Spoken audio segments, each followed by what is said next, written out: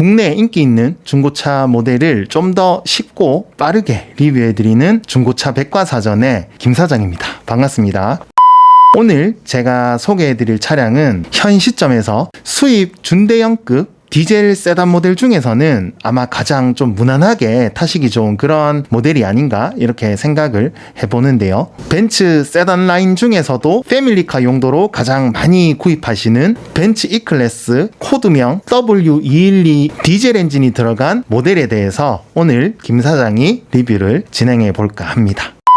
W212 벤츠 E클래스 모델은 국내에서는 09년도부터 17년도까지 이제 판매가 되었던 모델이고요. 오늘 제가 알아볼 디젤 엔진이 들어간 모델 같은 경우에는 10년식부터 출시가 되어서 가솔린 모델과 디젤 모델 이렇게 함께 판매가 되었었고요. 일단 연식으로 봤을 때는 2010년식부터 2013년식까지를 전기형 모델로 이제 구분을 하고요. 2014년식부터 2017년식까지를 이제 후기형 모델로 구분할 수 있습니다. 벤츠 W212 디젤 세단 모델의 경우에는 출시 등급, 그러니까 라인을 크게 이제 세 가지로 나눌 수 있는데요. 직렬 4기통 2143cc 싱글 터보 디젤 엔진이 들어간 E220 모델이 있고요. 그리고 동일한 E250 모델도 함께 판매가 되었던 모델입니다. 그러면 스펙상으로 봤을 때 동일한 엔진이 들어간 모델인데 왜 표기 형식은 E220 그리고 E250 이렇게 나눠지느냐? 일단 기본적인 외형이나 옵션의 차이는 그렇게 크지는 않아요. 대신 숫자가 올라간 250 모델 같은 경우에는 최대 출력, 최대 토크, 최대 속도 같은 면에서 고성능 세팅이 들어간 그런 모델이다. 이렇게 생각을 하시면 될 것 같고요. 2015년식부터 정확히는 2987cc V6 싱글 터보 디젤 엔진이 장착된 E350 모델도 출시가 되었습니다. 미션 형식 같은 경우에도 이게 조금 복잡한데 전기형 모델 중에서도 이제 10년식 이전 모델 같은 경우에는 메카트로닉 5단 미션이 들어가는 모델이고요. 그리고 11년식부터 후기형 모델까지는 7단 메카트로닉 미션이 들어간다. 이렇게 생각을 하시면 되세요. 그런데 여기서 또 이제 짚어드려야 되는 부분이 후기형 16년식 E220 블루텍 모델 같은 경우에는 9단 미션으로 이제 변경이 돼요. 250 그리고 350 모델 같은 경우에는 기존 형식과 동일한 메카트로닉 7단 미션이 들어간다. 이렇게 생각을 하시면 될 것 같거든요. 시세 같은 경우에는 전기형 모델의 경우 약 한 800만 원에서 많게는 1000만 원 후반 때까지 이제 형성이 돼 있다. 이렇게 생각을 하시면 되시고요. 후기형 모델 같은 경우에는 1000만 원 중반대부터 2000만 원 중후반까지 이렇게 매물이 형성돼 있다. 이렇게 생각을 하시면 될 것 같습니다.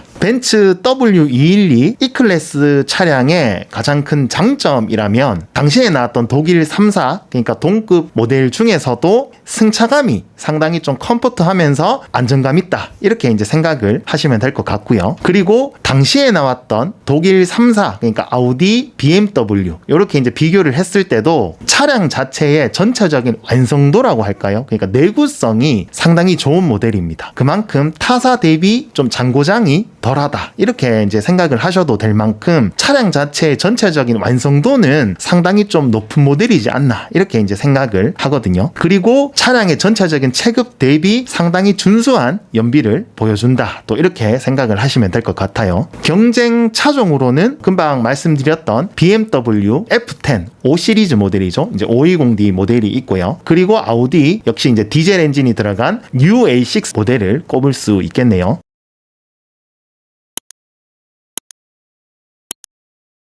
W212 E클래스 이제 디젤 모델을 중고차로 생각하고 계시는 분들에게 가장 중요한 부분 고질병에 대해서 말씀을 드릴 건데요. 일단 본넷을 열어서 육안으로 확인이 가능한 부분 오일 필터 하우징 주변에 누유가 조금 생기는 편입니다. 요 같은 경우에는 이제 수리가 만약에 진행된다고 하면 누유 범위에 따라 다르겠지만 약 한 40만 원에서 한 50만 원 정도면 이제 수리가 가능하다. 이렇게 생각을 하시면 될 것 같고요. 그리고 워터 펌프 W212 E클래스 차량 같은 경우에는 방금 말씀드린 이 누유 쪽 부분보다는 워터펌프 누수, 그러니까 냉각수가 새는 증상이 상당히 많은 편이에요. 이제 워터펌프 주변 아세이, 그러니까 세트로 수리를 진행한다고 봤을 때 약 한 60만 원에서 한 70만 원 정도 수리 비용이 들어간다, 이렇게 생각을 하시면 될 것 같습니다. 그리고 이제 이 부분 같은 경우에는 꼭 한번 확인을 해 보셔야 되는 부분이라고 생각이 되는데요. 특히 이제 11년식 이전 모델에서 많이 생기는 증상입니다. 리어 멤버, 정확히 얘기하면 리어 쪽에 들어가는 이 서브 프레임이 부식이 되는 그런 고질병이 있어요. 리어 멤버 쪽에 부식이 이제 많이 진행된 차량은 주행을 함에 있어서 상당히 위험할 수 있는 부분이기 때문에 중고차를 보러 가셨을 때 꼭 이제 차량을 리프트에 띄워서 리어 멤버 쪽, 그러니까 리어 서브 프레임 쪽에 부식이 있는지를 꼭 한번 확인해 보셔야 된다라는 것, 김 사장이 말씀드리고 싶고요. 만약 사설에서 수리를 진행한다,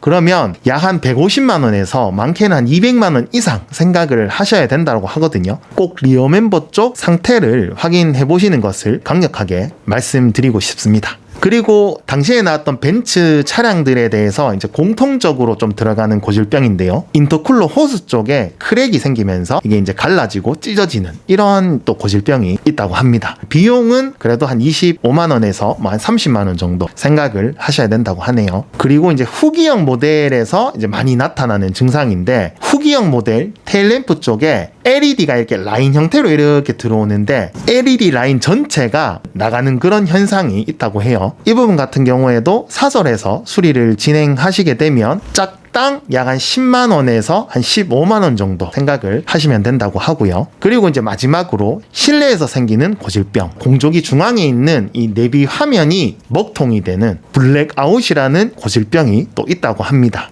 이 부분 같은 경우에는 사설에서 수리를 진행하시게 되면 비용은 약 한 10만 원에서 한 20만 원까지 이제 생각하시면 수리가 가능하다고 하네요. 마지막으로 일단 기본적으로 등급 자체가 그렇게 많이 나눠진 모델은 아니에요. 그러다 보니까 등급에 대해서는 크게 이제 고민을 많이 하시진 않겠지만, 앞서 말씀드렸던 워터펌프라든지 이런 고질병들이 그나마 좀 개선되어 있는 그런 부품들이 들어간 모델, 15년식 이상 후기형 모델 중에서도 나는 주행 성능에 좀 더 초점을 맞춰서 차량을 구입하겠다, 이런 분들이라면 전체적인 차량의, 그러니까 엔진의 성능이죠, 출력이나 토크가 좀 더 높은 E250 블루텍 아방가르드 모델 이상을 이제 구입하시는 것을 추천드리고 싶고요. 그리고 나는 중고차를 구입하는 데 있어서 예산적인 여유가 있다면 4기통보다는 엔진의 전체적인 완성도라든지 필링이라든지 그리고 정숙성, 내구성 이런 부분에서 더욱 만족스러울 수밖에 없는 6기통 디젤 엔진이 들어간 E350 모델을 이제 추천드리고 싶어요. 그리고 기본적으로 이 E350 모델 같은 경우에는 옵션도 훨씬 더 좀 많이 강화된